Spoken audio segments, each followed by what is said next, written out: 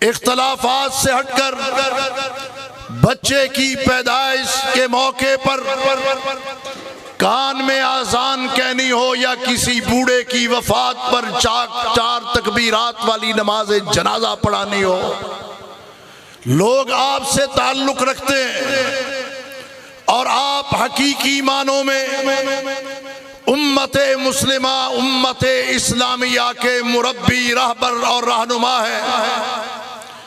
آپ ہی وہ لوگ ہیں جن کے مقدر اور حصے میں اور جن کے سنہری نصیب میں وراثت انبیاء آئی ہے۔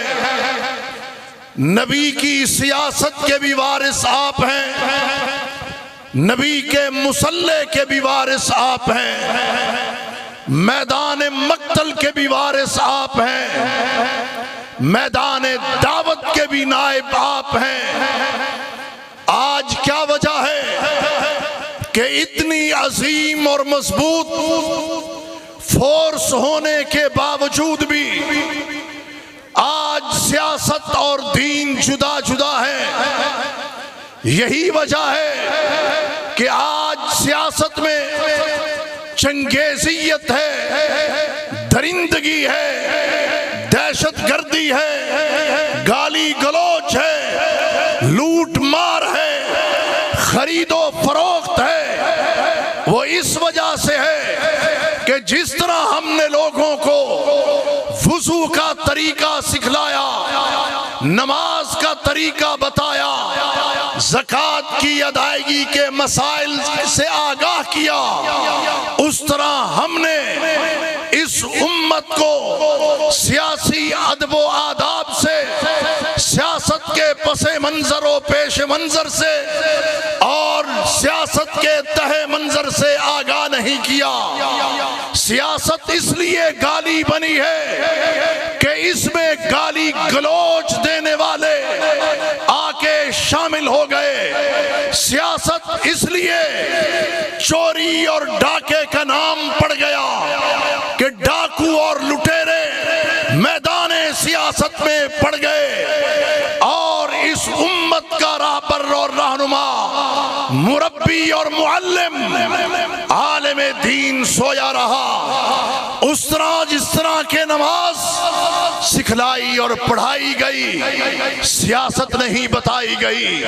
یہ نہیں کہا گیا کہ اے مصلح کے امام، تو در حقیقت نبی کا نائب ہے، اور تیری یہ امامت جس کی ابتدا مصلح سے شروع ہوتی ہے، میدان کارزار سے گزرتی ہوئی ایوانوں تک اور نظام خلافت تک پہنچتی ہے۔ یہ ذمہ داری ہماری تھی جو ہم نے ادا نہیں کی، ورنہ کیا ہم یہ نہیں جانتے کہ الامامۃ موضوعۃ لخلافت النبوہ فی حراست الدین و سیاست الدنیا۔ کس چیز کا نام ہے امامت؟ ہم تو امامت صغریٰ پہ خوش ہو گئے۔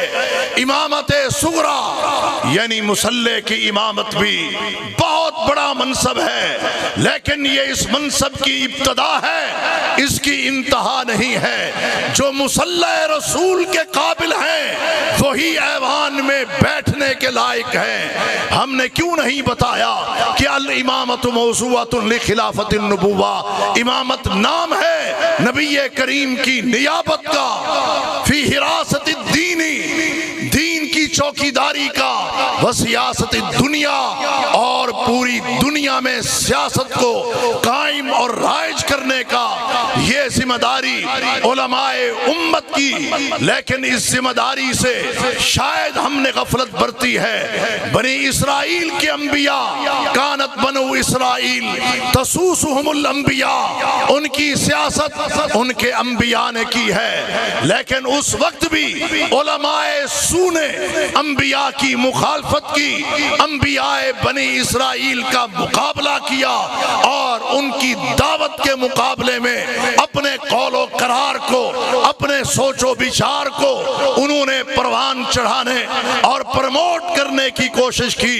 اور اسی لیے کسی عربی شاعر نے کیا خوب کہا، وَهَلْ أَفْسَدَ الدِّينَ إِلَّا الْمُلُوكُ وَأَحْبَارُ سُوءٍ وَرُهْبَانُهَا۔ دین کا بیڑا غرق کرنے والا طبقہ کون سا ہے؟ ایک وقت کے بادشاہ اور حکمران ہے، اور دوسرے علماء سوء یعنی احبار و رہبان ہیں۔ انہوں نے دین کے اندر بگاڑ پیدا کیا۔ اگر ہم نے سیاست کو بگاڑ سے پاک کرنا ہے تو علماء امت آپ کو اپنا کردار ادا کرنا ہوگا اور لوگوں کو بتانا ہوگا کہ عرش والا رب کہہ رہا ہے، ان اللہ یامرکم، اللہ تمہیں آرڈر دے رہا ہے، ان تؤدوا الامانات الی اہلھا، امانت داروں کے اہل لوگوں کے سپرد کرو۔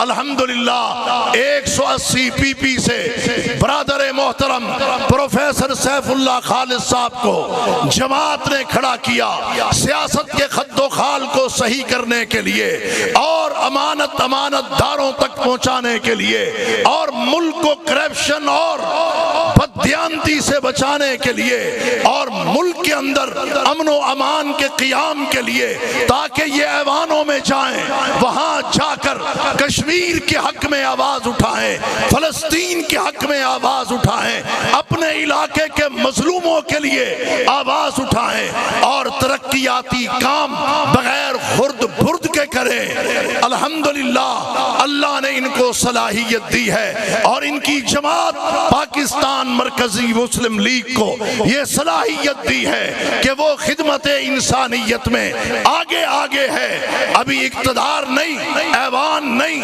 فنڈز نہیں ہے، لیکن اس کے باوجود بھی ترقیاتی کام اور خدمت انسانیت کا کام ہوتا چلا جا رہا ہے اور یہ دن بدن پروان چڑھ رہا ہے۔